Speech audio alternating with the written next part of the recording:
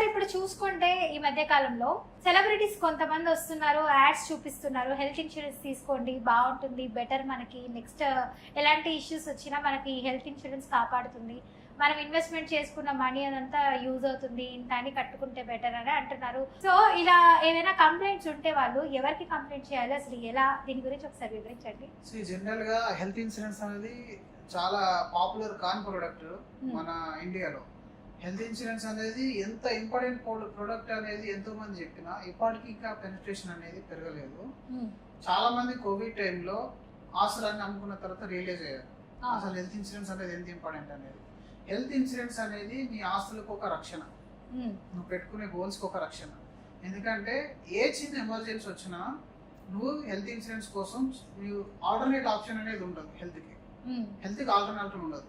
కాబట్టి ఎంత డబ్బైనా మనం స్పెండ్ చేయాల్సిందే. కానీ ఇక్కడ మనం ఇంకొక విషయం అర్థం చేసుకోవాలి, మీరు ఎక్కడ పడితే అక్కడ తీసుకోవడానికి లేదు, ఎక్కడ పడితే అక్కడ తీసుకోకూడదు. హెల్త్ ఇన్సూరెన్స్ కూడా ఎక్కడ తీసుకోవాలి, హెల్త్ ఇన్సూరెన్స్ అనేది ప్రాపర్ అడ్వైజర్ దగ్గర తీసుకోవాలి. హెల్త్ ఇన్సూరెన్స్ ఎందుకంటే ఇది ఒక ఎలక్ట్రానిక్ ఐటమ్ కాదు, ఇది ఒక టూల్ కాదు, ఇది ఒక థింగ్ కాదు. ఎందుకంటే మీరు ఏదైనా మంచి ల్యాప్టాప్ కొనాలి, మంచి మొబైల్ తీసుకోవాలనుకుంటే ఏ సైట్లోకి వెళ్ళి కొన్నా నడుస్తుంది. దాని లైఫ్ టైం అనేది చాలా తక్కువ, లైఫ్ టైం అనేది చాలా తక్కువ. పెద్ద ప్రాబ్లం వచ్చినా మీ లైఫ్ లో పెద్ద ఎఫెక్ట్ అనేది కాదు. కానీ హెల్త్ ఇన్సూరెన్స్ కనుక మీరు సరైన టైంలో తీసుకోకుండా, సరైన ప్రొడక్ట్ తీసుకోకుండా, సరైన ప్లేస్ లో తీసుకోకుండా మీరు జీవితాంతం మూల్యం చెల్లించాల్సి వస్తుంది.